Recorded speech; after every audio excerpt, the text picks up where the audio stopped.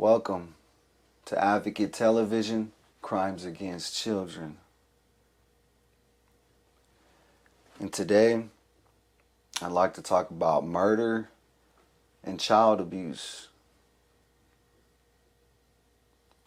I want to talk about a boy. His name was Seth Ireland, out of Fresno, California. And one day, he got beat up by his stepfather. And that's one of the most important statistics in society, is children are at risk of the most abuse when it's a step-parent living in the same home. So if it's a stepmom or a stepdad, it's typically one of those two. This boy was very young. He was very young. He didn't get to reach to be a teenager. That's how young he was. And this boy lived in Fresno, California. Now, people were calling Child Protective Services because this boy was constantly being abused. Now, the abuse could have been more than one person. It could have also been his mother. If she knew a man was abusing him, she's just as guilty as the abuser. You know, and a lot of times what happens is people just don't care. People don't want to say anything. They don't want to speak up for the child. The child's young. People don't want to get involved. They keep calling CPS. CPS doesn't do anything about it. I mean, it's horrible. It's horrible. And then you go to court and you're spending thousands and thousands and thousands and thousands. I mean, you can give up your whole house to try and protect the child in family law, and it just does not work. And so this child's real father, he was in the service. I believe he was in the service. I believe he might have been locked up at the time. He was unable to be in his child's life. And Child Protective Services was called another time. And they came to the house. And they knocked on the door. And eventually they left. Seth Ireland died the next day. Seth Ireland died the next day. And this is very important to understand, because how can we call for help and help comes and then we find out that it's not help? That isn't help, that just came. Oh no, that's something entirely different. And so we start to research, we start to investigate. We want to know what is going on with Child Protective Services. Who is Child Protective Services? What is Child Protective Services? You know, people are calling the cops, the sheriffs, even the FBI. And what's happening is they're making the case go back to Child Protective Services. You know, you call up the FBI and you tell them, hey, I got a child. The child's got a broken face. I need you guys. I need some help. And they tell you, well, have you called CPS? You know, and it's just shocking, because I didn't call CPS. I called you. You know, the federal government is supposed to be at the top. CPS and everything else, cops, sheriffs, is supposed to be down here at the bottom. So why is it that we can't get help regarding children? Why can't we get any help regarding abused children? You know, the way I'm starting to look at it as I investigate and I do my own research, I see a lot of social experiments going on. That's what I see. You know, it's common sense if something bad happens in society and you call the cops or you call anybody for help. You know, that's naturally what your brain tells you. Okay, something happened. You know, now your reaction is to get some help. And when citizens are attempting to get help, not only are they not being helped regarding their kids, but it's actually being reversed. And this is very interesting, because a lot of people pointing the fingers at CPS and the cops and the sheriffs and the courts, and it's true. It is all of them. They are the problem. They're the systems and the institutions that are supposed to govern us. You know, but when you really look at what is going on, it's a big, it's a big game. It's a big sideshow. You know, it's a big circus, but it's reverse psychology is what you call it. You know, and Satanists practice that. You know, they practice reverse psychology. You know, and an example of that would be something they practice called necessary evil. What is necessary evil? Necessary evil is basically, a good example of necessary evil is, let's say a cigarette company, they sell tobacco and make millions, billions of dollars. That's good for them. You know, but the tobacco, it kills people. It's got chemicals in it. That's bad for us. So you see, that's what they practice, necessary evil. So if you hire an attorney, or you call the cops, or you call the sheriffs, or you call the FBI, and they're basically mocking you, and your child's a victim of rape, murder, child abuse, torture, things like that, and these institutions are mocking victims. They're laughing at them. They're hanging up the phone on them. You know, that's reverse psychology. You pay lawyers thousands and thousands of dollars and they don't do nothing. And you've got evidence. You got pictures of child abuse. You got black eyes. You got broken bones. Those are Satanists that you're dealing with. These people, they worship Satan, man. It's just the truth. You know, people need to wake up. They need to wake up, you know. And a lot of them are Klan members. They're KKK. You know, they put the robe on when they come down off the bench and go home. They put the robe on when they take the star off. They put the robe on when they put their gun down and they go back home. You know, the school teachers, same thing, man. They go home, they put the robe on. You know, I heard a story about a child wanted to advocate for suicide awareness in her high school. You know, her brother had passed away because of suicide. And so the school had went to her and basically told her she couldn't do that. You know, and that's explosive right there. That's explosive. You know, a child has potential to use her brother's story and save another child. Just based on that story.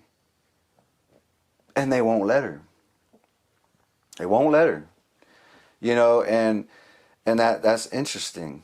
You know what I mean? That's like, why do you have to go to school to become a lawyer? Why do you have to go to school to become a cop?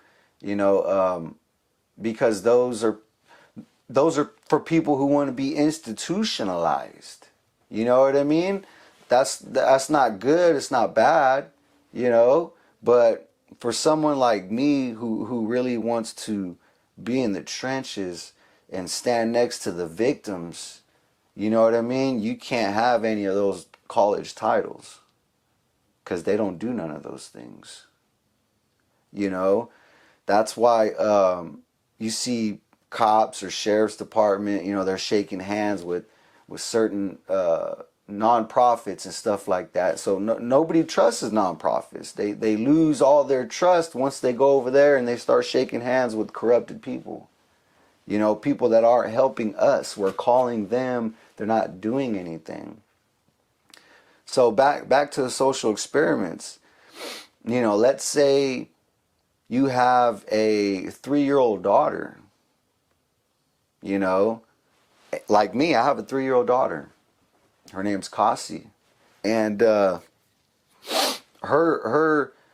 allegedly, it appears her stepfather had broke her face and left his handprint on her face. You know, and any other father, in my opinion, they would have blew it. They would have blew it. They would have blew it, man. They would have blew it. They probably would have went over there and killed somebody or killed everybody. You know what I mean? And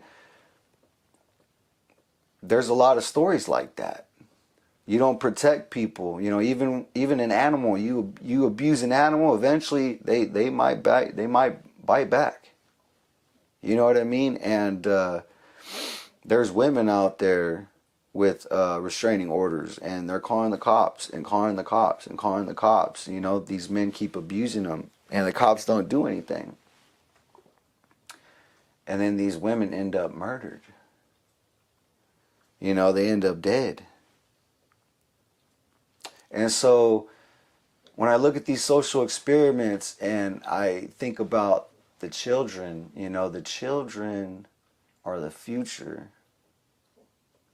And so I start thinking about the future, you know, and I'm like, this is my child. My child doesn't have a future if she's going to be abused, tortured like this, you know.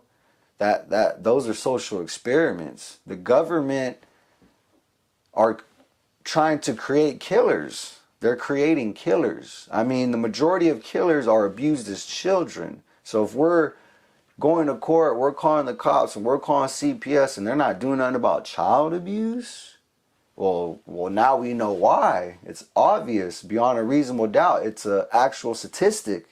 The majority of murderers were abused as children. Where's the uproar?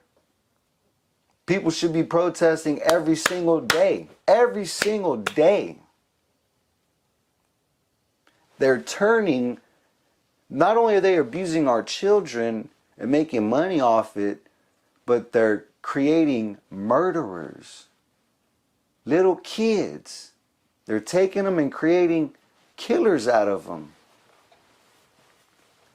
Because that's what happens. Majority of children that are abused they become murderers. I mean, the majority of murderers were abused as children. So that makes perfect sense, because as a child develops and gets older, when they're young, there's things that they need. You know, they need to be nurtured by a mom or a dad. They need to learn things, how to talk. And when these kids are abused, it stunts their growth. It stunts their development. You know, and I remember I used to see my daughter, and she used to come to me and she used to always be wanting to watch, what was it?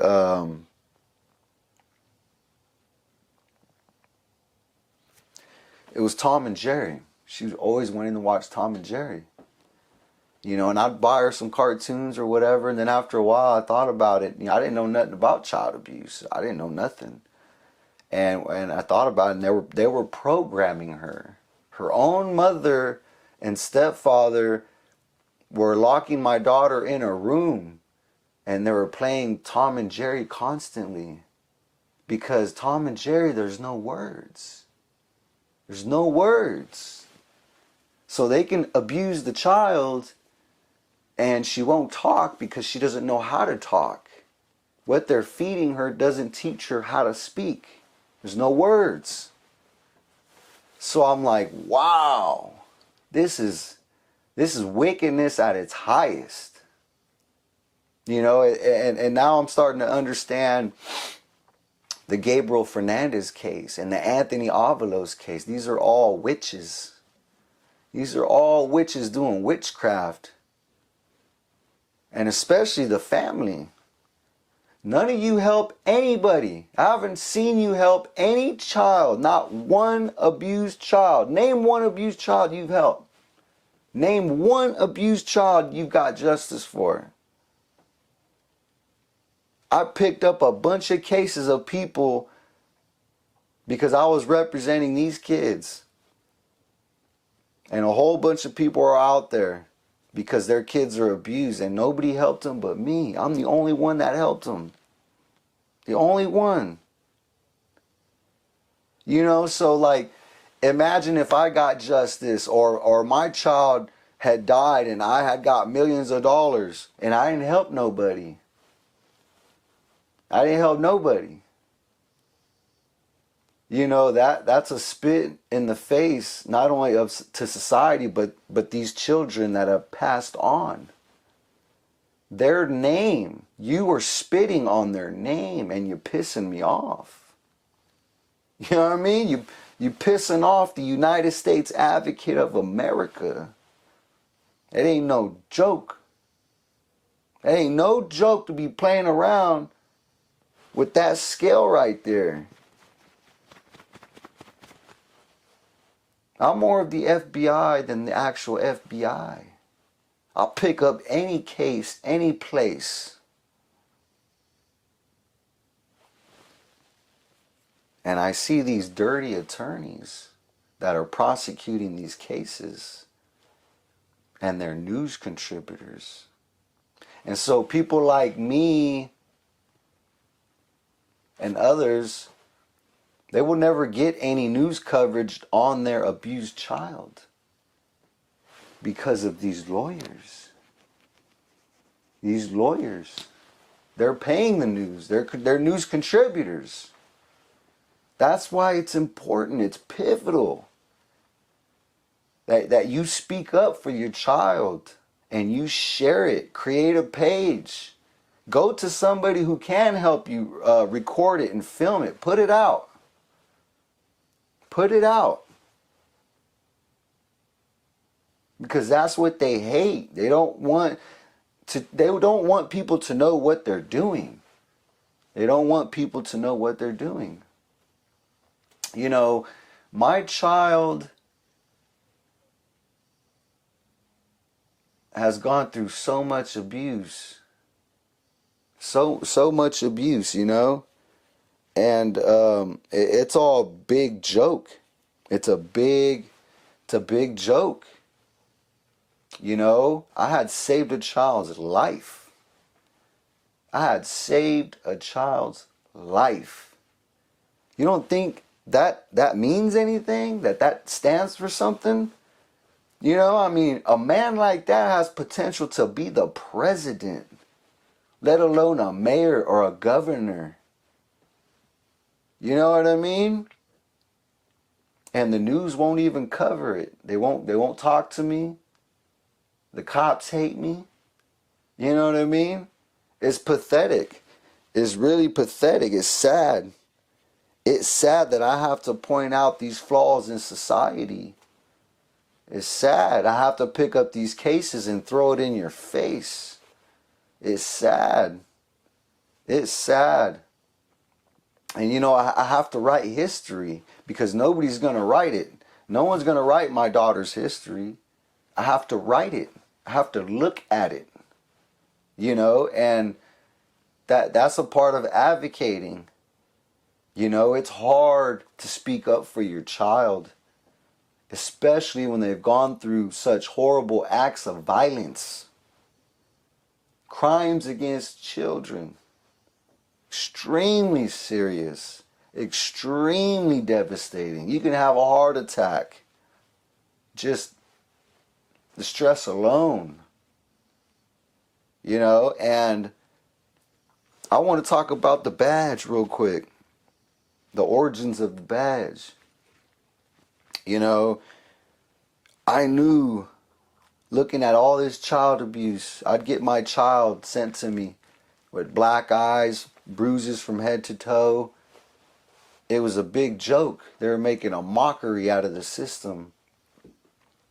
You know, the Clifton crime family, they're friends with all the lawyers and the judges and the DA.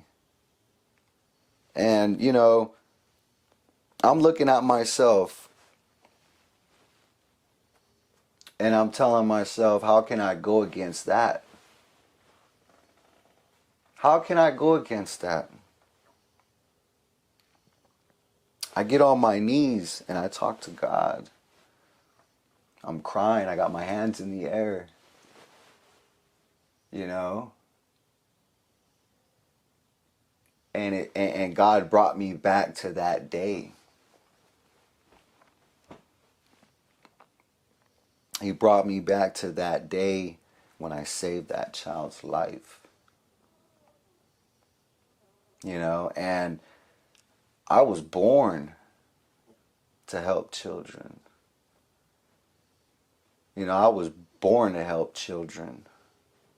That's a fact. Go look at the film. Go look at the film. Ain't nobody get down like me. Nobody. You know, and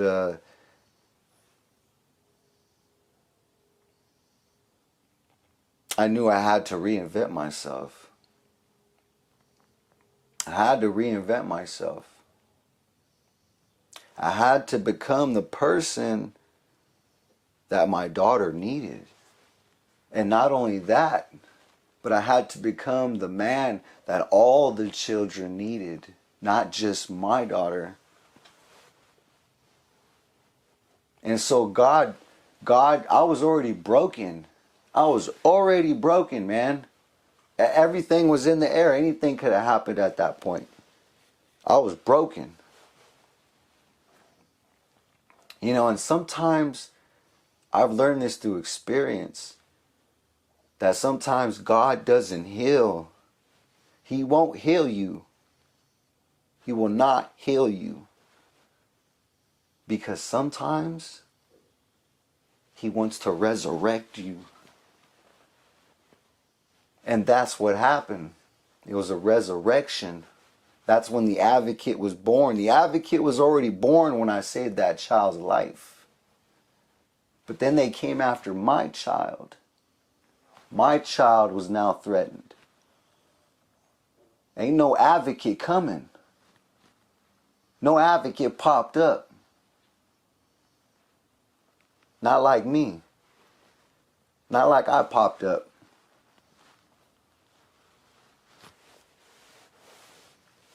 And so the advocate was born. The advocate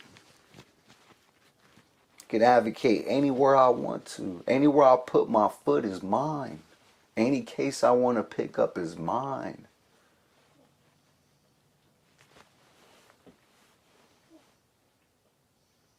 And that's important.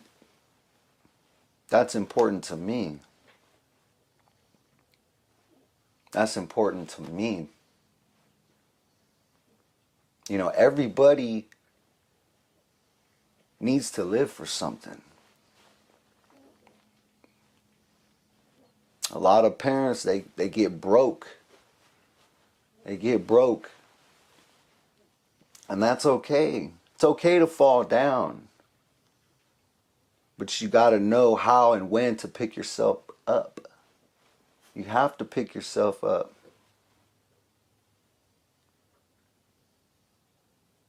And none of us are perfect. Depend on God to lead and walk with you, because you're not alone. You're not alone. You know, I look at a lot of these cases, especially my daughters, you know, like David and Goliath. You know, you've got this big, dark boogeyman, this monster. And won't nobody dare talk about it or face it or look at it or anything. You know, everybody's scared of this monster. And this monster is devouring our children. This is the same monster in the Bible. He comes to kill, steal, and destroy. Yep.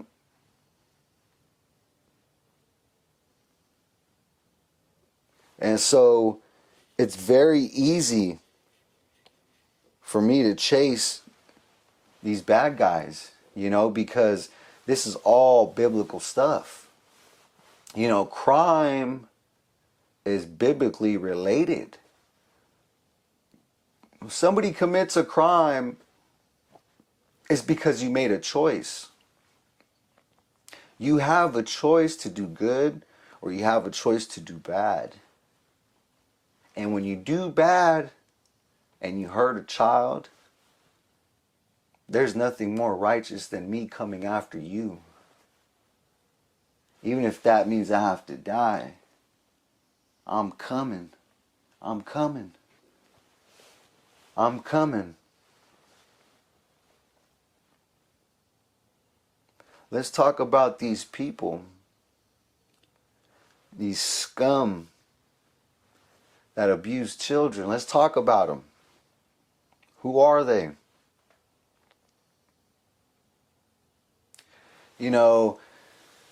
I remember I was in the hospital with a collapsed lung.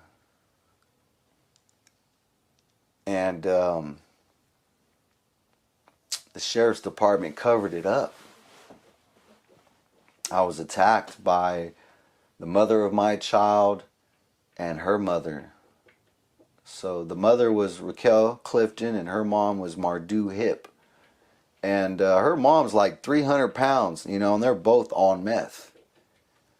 And I call up the mother of my child and tell her if she doesn't get home in 5 minutes, I was calling the cops. Because we had just had a child. And she was just berserk, man. She was wild, she was crazy. And I was done with it. I was done with it, I was sick and tired of it. And she came to the house finally and pulled up. And her mom had attacked me.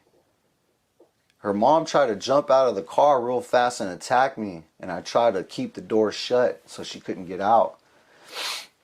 And the door swung open. Her mom got out. One thing led to another. Her mom had attacked me.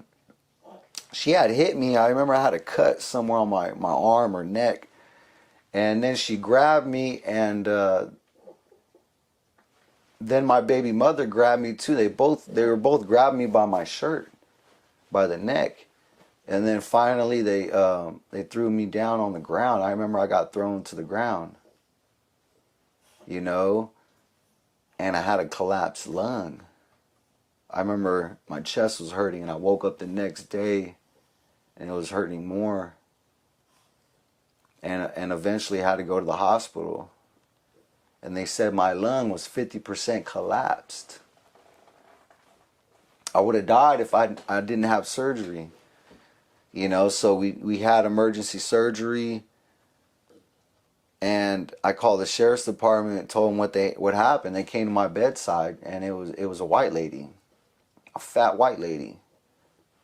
And I had a couple people there with me, witnesses, and as I'm telling her the story, she's telling me, oh, well, this isn't going to go anywhere because, it's family law. It's just going to go back to family law. And so, this is what they're doing. Cases are in family law, and as citizens, we want to keep fighting no matter what. We can't keep fighting in family law if we know that there's crime going on. Hello? You know what I mean? We need to come together, man. People need to come together. There's so many people out there. There's so many, and I can't fight for everybody. Can't fight for everybody. I can't do it. People need to start advocating. They need to take this serious. This is serious. This ain't no game. This ain't no game. We don't. Martin Luther King, Cesar Chavez didn't advocate for popularity. They didn't advocate for views or likes. You know what I mean? They advocated because they wanted one thing. They wanted to be just. They wanted to be righteous. They wanted to love their community. And that's why all this crap is going on. Because it's not just a lack of love, but it's an overwhelming amount of hate. The cops hate these citizens that are fighting back. These judges hate these citizens even more. You know, I tried to go to Child Protective Services to get some paperwork for my daughter. You know, because I wanted to sue for the child abuse. I want to sue. You know, and I got my story, but I need theirs written up. So I go down there, and you know, this is a crazy story. This happened a couple years ago, and I asked them for the paperwork, you know, and they told me to hold on. So some guy comes out, some fat black guy, you know, and this big fat black guy, he was a Freemason. You know, I had never seen a Freemason, let alone in person, come out like that, you know, in full attire. This guy was wearing all the satanic attire, you know, and I was just shocked. I had a female with me, I had a girl with me, and she was kind of shocked too. You know, and you would think there would be like, you know, ethics or something. You know, you can't just put that crap on, come outside and start scaring people. You know, and basically that's what he was trying to do. You know, he had a cape on and all this bunch of crap, bunch of pagan satanic crap, man. Just trying to piss me off, basically. Trying to scare me, you know, basically telling me, hey, look, this is who we are. This is what we do. You know, scram. You know what I mean? This is your warning shot, or whatever they want to call it. You know, I'm a man of God. You know what I mean? I'll part the seas like Moses. You keep messing with me. You know what I mean? That's what's going to happen. That's what's going to happen. That's what's going to happen. There's a lot of people in the world that would rather take love over hate. They would rather choose love over hate.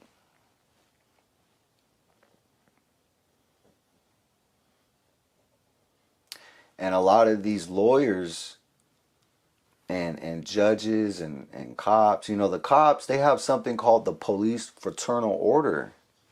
And you go, well, what is that? Well, the Freemasons have their own group within the cop fraternal order. You know, before they were cops, they were slave runners. They used to chase down slaves to keep them in check, kill them, and stuff like that. You know, and this has ties to KKK. So why are these cops killing kids? Because you're killing kids. You know, like Gabriel Fernandez, we called you a lot of times. Everybody called you guys. And you went out there and the sheriffs called that little boy a liar to his face. So really, his mom and dad didn't kill him. It was these politicians, these lawyers that are on Netflix making a lot of money. It's them. They're the ones who killed him. They're the ones who killed him. They did it artistically in such a manner that's explosive. People don't even really know. They don't even really know. But you see, you messed up because I'm here. I'm here. And I see all the wickedness. I see all the wickedness. And I have to speak on it. How can I not speak on it? Somebody has to speak on it. Why are these children dying? Why aren't the sheriffs doing anything? This ain't an armed robbery. We don't have any guns to you, like you can't do your job. You know, you're pissing off people, man. You're pissing off people. You're lucky I got the badge. You know, some other guy, he may be crazy. He may pick up a bomb or an AK or something and go shoot up the police station or the sheriff's department because he knows what you're doing. He knows what you're doing. He knows. He knows. And you're driving people crazy in society. And that's why the crime is just skyrocketing. It's just skyrocketing because you're creating crime. You're creating crime. You know, I've been to family law courtrooms and they were almost empty. Like they can't get people to go in there or stay in there. And that's why once you get in there, these cases will go on for years. There's no end. Because they're extorting you for money. They're extorting you for money. That's a RICO crime. When you have judges, lawyers, and cops and all, that's RICO. That's organized crime. Organized crime. That's mafia. So who's the mafia? The Freemasons. Oh, it's the land of the free? You mean the land of the Freemasons? Yeah, that's right. That's right. You know, the Bible says in Ephesians 5:11, take no part in the unfruitful works of darkness, but instead expose them. And the devil is a liar. The devil is a liar. He comes to steal, kill, and destroy. And that's why if you're a man of God or you're a woman of God, you need to put on the full armor of God. And you need to go out there and you need to start exposing all of these crimes. Get a police scanner. Listen and wait for a child abuse case. Go to that house. Go knock on the door. If there's a killing and a shooting somewhere, go out there. Take your cell phone. Go live. Let everybody know what's going on. You know, if you got a big following, oh, for sure, you know, you have to advocate. You have to. You know, someone like me, you know, it's kind of hard now. You know, especially on Facebook. You know, they limit me. They block me. You know, TikTok and these other platforms are a lot easier. You know what I mean? But, you know, you have to do what you got to do. You know what I mean? And there's a war going on right now. And there's a lot of evil, and then there's some good. You know, all the good people, we need to unite. We need to unite. You know, if you can't read or you can't write, I'm sure there's something God has in his heart for you. There's something. You know, like Martin Luther King used to say, you know, if you're a street sweeper, you know, you're going to be the best street sweeper ever to sweep in this world. You know what I mean? If you're a chef, man, hey, you're going to cook the best food in the world, you know? Let's advocate. Let's be the best advocates. Let's fight like a dad. Let's fight like a mom. Let's be the best Americans we can be. You know, we're fat, we're lazy, and we're dumb. We're depending too much on the system. You know, we can create our own systems a lot better than the institutions. And we don't need a nonprofit. We can do it by ourselves. For the people, by the people, man.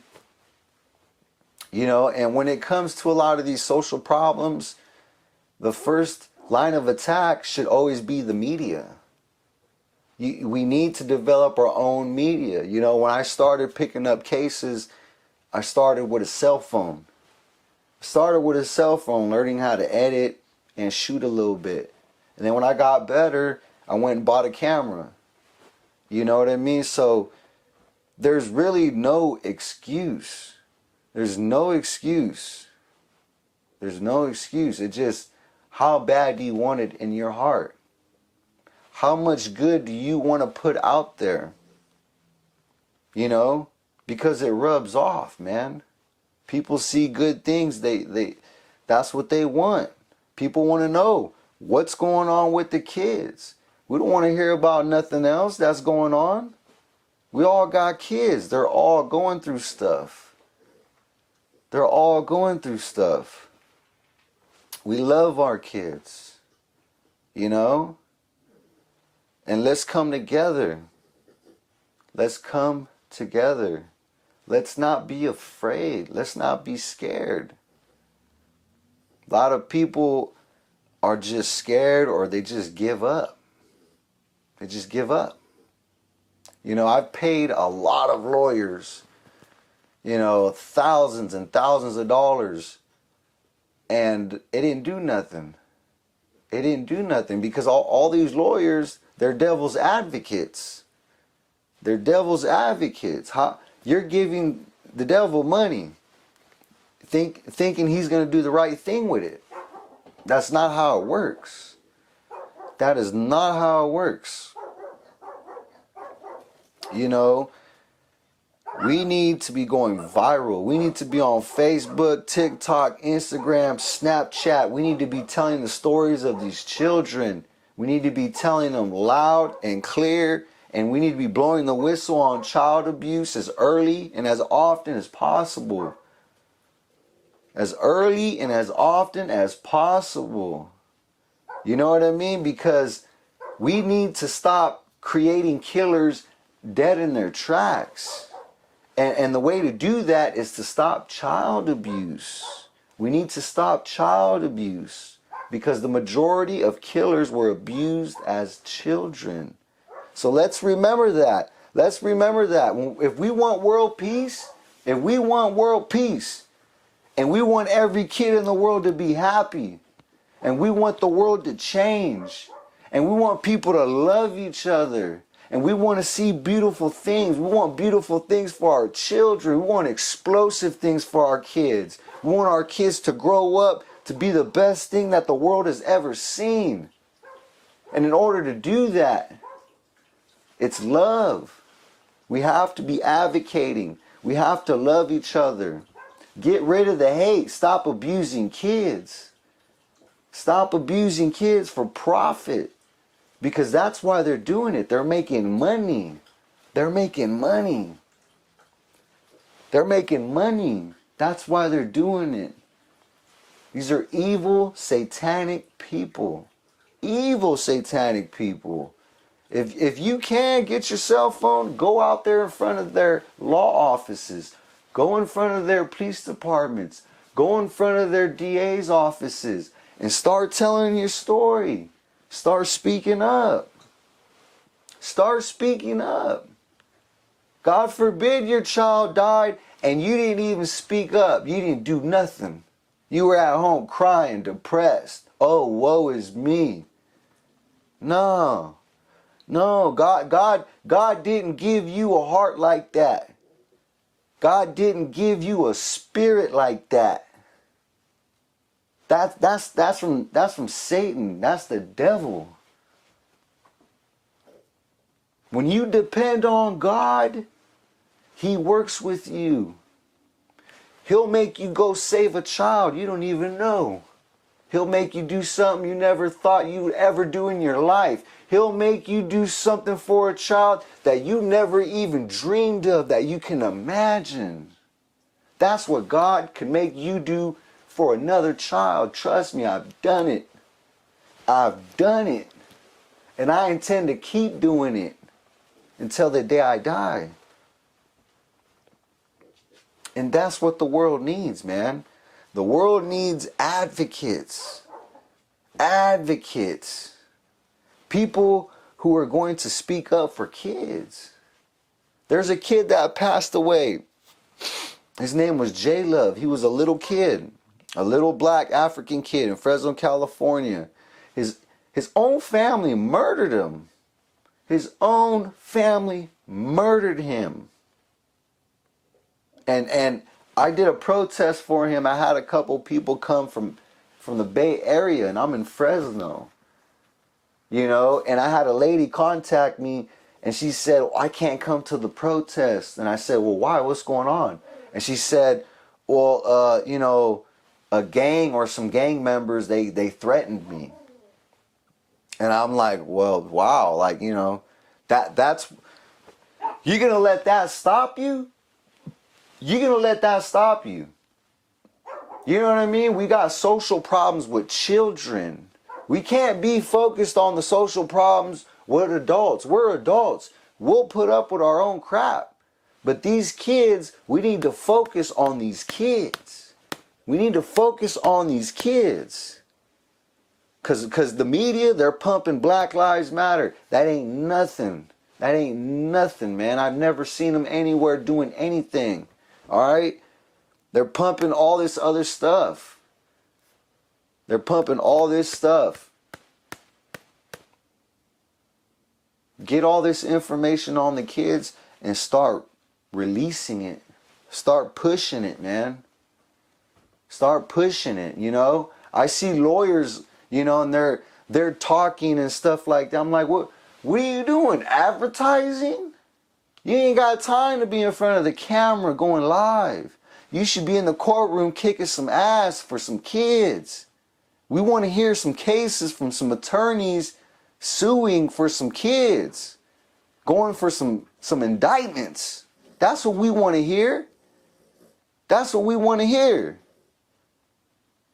All these lawyers, all online, going live for themselves, promoting, trying to get money. Come on, man. The citizens, we got to be smarter. We got to be smarter, man. These people are wicked. They're wicked, man. You got to cut them. Cut them off, man. Start pointing them out. Start pointing them out. A lot of us are contacting these lawyers, and they don't help any kids. They don't help any kids. You know, if they're not helping kids, well, then they're killing them. That's just common sense. And that's why I keep telling you, you need to advocate. People need to advocate, you know. It's imperative right now, society. Society, it's extremely wicked. It's extremely wicked, man. It's extremely wicked. And we need to be promoting all of these cases. You know, I heard a case about a boy named Rashad, you know, and he was coming out of high school, crossed the street, and a college professor struck him. And he's a black boy, and she's a white lady. And she's a college professor. So she hits this boy, and it's a hit and run. She drives down the street and then makes a call 20 minutes later. Soon as you left the scene, that was a hit and run. And then you waited 20 minutes to make the call. And then on top of that, there's no arrest. There's no arrest. Her name's Lisa. Lisa Spools or something like that. Fresno State professor. Murdered a child. And our DA is white. Her name's Lisa Smitkamp. So you've got a DA who's white named Lisa, and you've got a murderer who's a Fresno State College professor. She's white. You know, I just don't get it, man. I don't get it. You know, I don't get it, man. Somebody should have already gotten a camera, and we should have went down to her college in person and just arrested her, man, on camera, live. Go down there to that DA's office with the camera live and go arrest her. Throw the cuffs on her. Tell her she's under arrest. And if they ask why, tell them the truth. Not prosecuting murder cases. That's why. Are you stupid? Are you crazy? Are you on crack? Are you smoking meth? Oh, wait, you just worship Lucifer. That's why. Okay, I get it. I get it. So we're just supposed to sit back and everybody's supposed to go crazy while the cults take over. You know, the pedophiles. You know what I mean? The child trafficking, all that crap. That's what you're telling me? Yeah, that's pathetic, man. That's really, really pathetic. That's pathetic. You know, I'm glad that there is an advocate. You know what I mean? Because a lot of explosive stuff is going to come out. A lot of explosive stuff. You know, I've got a job to do, you know? I've got a job to do. I work for him. That's who I work for. And my riches aren't stored here. They're stored up there. You know? So I know what I'm doing. I know what I'm doing. And I know what you're doing. And I want you to know that I'm coming. I'm already here. I'm already here. You have time and you have opportunity to do something about these cases. All these cases I done picked up. All these child abuse cases. All these murder cases. I could pick up more cases. That's not a problem. Anytime I want, I can go pick up more cases. Anytime I want. I picked up enough. I'll pick up more, but I picked up enough. There's nothing to prove to anybody. Nobody can question what I have done or what I will do. And that's the heart of an advocate. That's the heart of an advocate right there. You know, what's in your heart? How much crime can you take? How much can you advocate? There's a lot of crime out there. A lot of crime. You could be a hero. You could be a hero. The media may not praise you for it. But you know in your heart that you're a hero. And can't nobody take that from you. Nobody. So let's be a hero for kids. No matter the cost. Maybe somebody's got to die in order to save a kid. Maybe I have to die to save my child. Maybe. But something has to give. Something has to change. Something has to change. And so you keep fighting. I'm going to keep fighting. And I'll see you next time.